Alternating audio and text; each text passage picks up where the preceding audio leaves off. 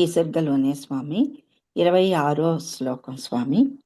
బలి చక్రవర్తిచే ప్రార్థితుడగు బ్రహ్మదేవుడు ఇంద్రుని సృష్టిని నాశమునర్చి ఒక ముహూర్త కాలములో ఆ కౌతుకమంతయు నెట్లు దర్శించెనో అట్లే ఈ ఇంద్రజాలమున నేను అనేక కార్యములను పెక్కు చంచల పరిస్థితులను గాంచి తిని అని చెప్తున్నారు స్వామి.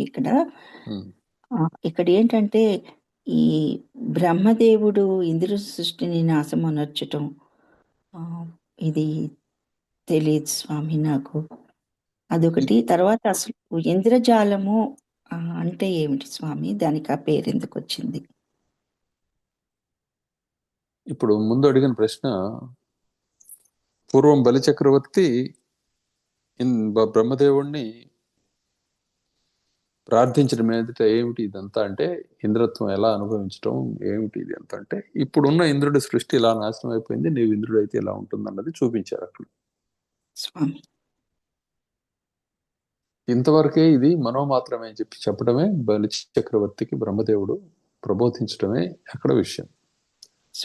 దాన్ని పోలికగా చెప్పి ఇప్పుడు ఇంద్రజాలము అంటే ఏమిటంటే, ఇంద్రియములను వశపరుచుకునేది, ఇంద్రియములని కలవర పెట్టేది, లేకపోతే భ్రాంతికి గురి చేసే విద్యని ఇంద్రజాలము అంటాం.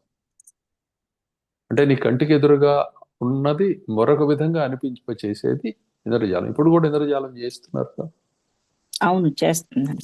వాళ్ళు చేస్తున్నది అదే. నువ్వు అక్కడ అంతా బానే ఉంది అనుకుంటే ఇంకోటి కనిపిస్తుంది అక్కడ, అసంబద్ధంగా ఉంటుంది. చేతిలోంచి పౌరం తీస్తాడు, లేకపోతే ఇంకోటి చేస్తాడు, ఇట్లా చాలా చాలా కనిపిస్తాయి. అర్థమైందా? అర్థమవుతాం.